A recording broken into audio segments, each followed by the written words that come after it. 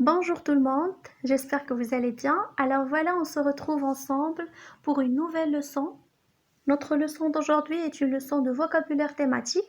On va essayer de savoir et connaître des mots pour parler de l'environnement, surtout quand on est dans le thème de l'environnement.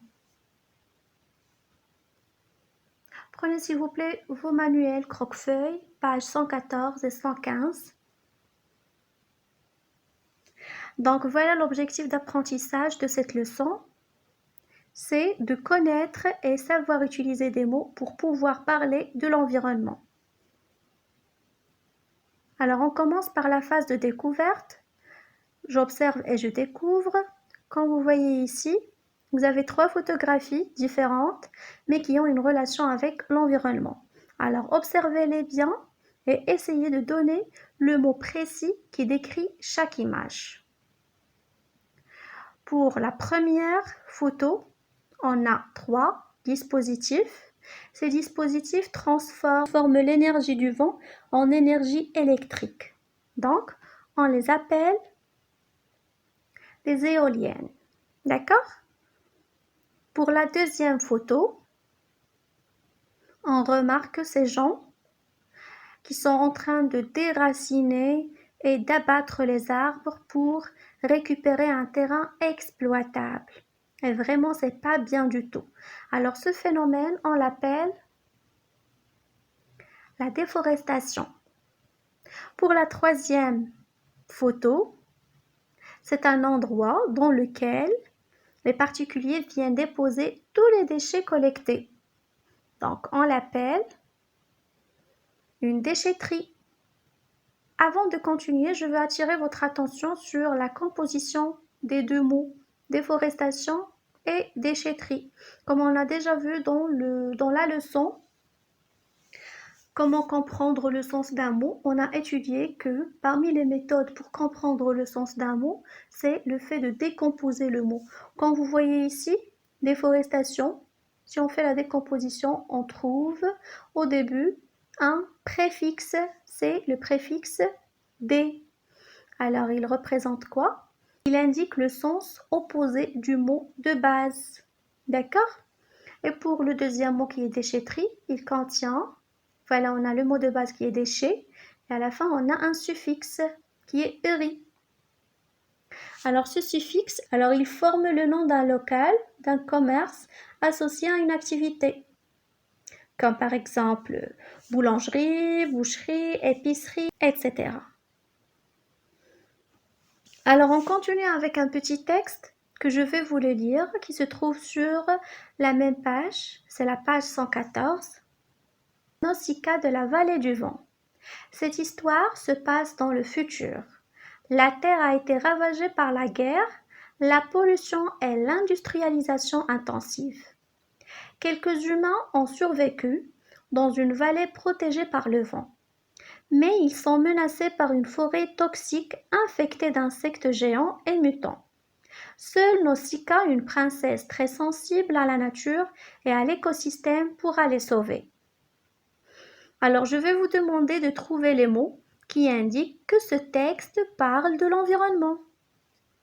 Donc quand vous voyez le premier mot que l'on peut retrouver, c'est la pollution. Ensuite, on a l'industrialisation intensive. Alors intensif, c'est le synonyme de beaucoup. Et l'industrialisation, on trouve le mot industrie, c'est-à-dire que ce sont des régions pleines d'usines et d'industries qui produisent beaucoup de pollution. C'est vraiment pas bon pour l'environnement. Aussi, on a une forêt toxique. Alors, toxique, c'est un adjectif. C'est quelque chose qui agit comme un poison et qui n'est pas bon du tout pour nous. On a aussi la nature et l'écosystème. Alors, pour l'écosystème, c'est un ensemble regroupant un milieu et les êtres vivants qui y habitent et qui interagissent entre eux et avec ce milieu. Prenons un exemple. Quand vous voyez ici, on a le soleil. Le soleil donne de l'énergie avec ses rayons. Alors, grâce au soleil, les arbres poussent. Grâce aux rayons de soleil, les arbres poussent. Bien sûr, les arbres nous donnent des fruits. D'accord? Alors, ces fruits permettent aux animaux de se nourrir, comme dans notre exemple, les noisettes seront mangées par l'écureuil. Alors l'écureuil lui-même sera mangé par le renard. D'accord? Le renard, lui, il provoque de l'énergie également, il respire, il inspire. Alors les excréments, par exemple du renard, se décomposent dans la terre et deviennent des matières minérales qui seront absorbées par les racines des arbres. D'accord? Et voilà, ça continue et ça tourne et c'est ce qu'on appelle par l'écosystème.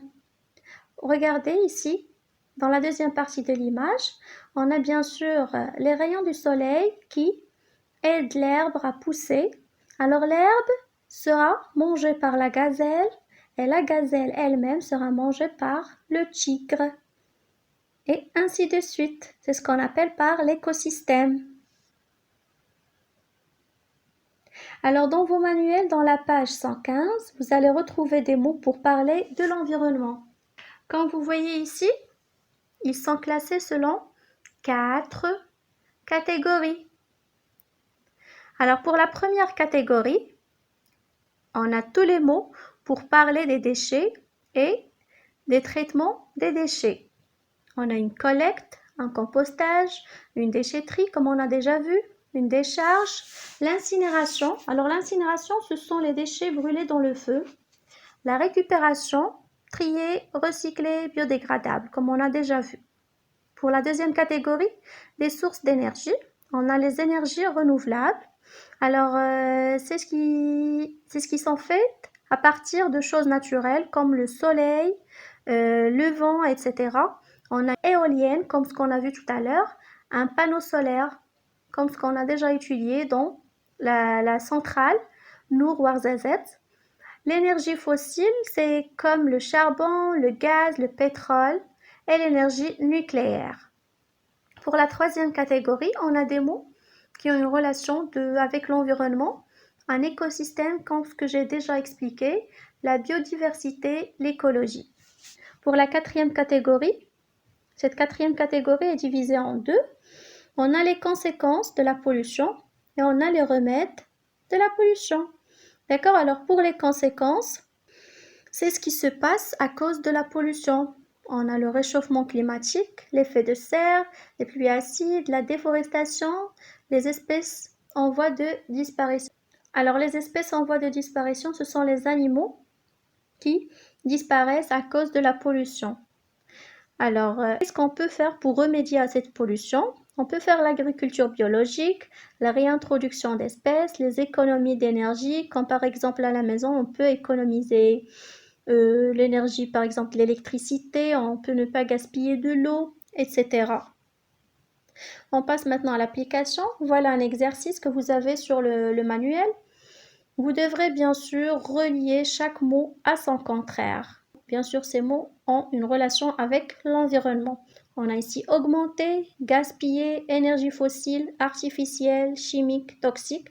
Et ici, on a énergie renouvelable, réduire, économiser, naturel, bénéfique, biologique. Donc, vous devrez relier chaque mot à son contraire. D'accord? Alors, si vous n'avez pas compris un mot, vous pouvez utiliser le dictionnaire. J'espère que la leçon d'aujourd'hui a été claire. Merci pour votre attention et à bientôt.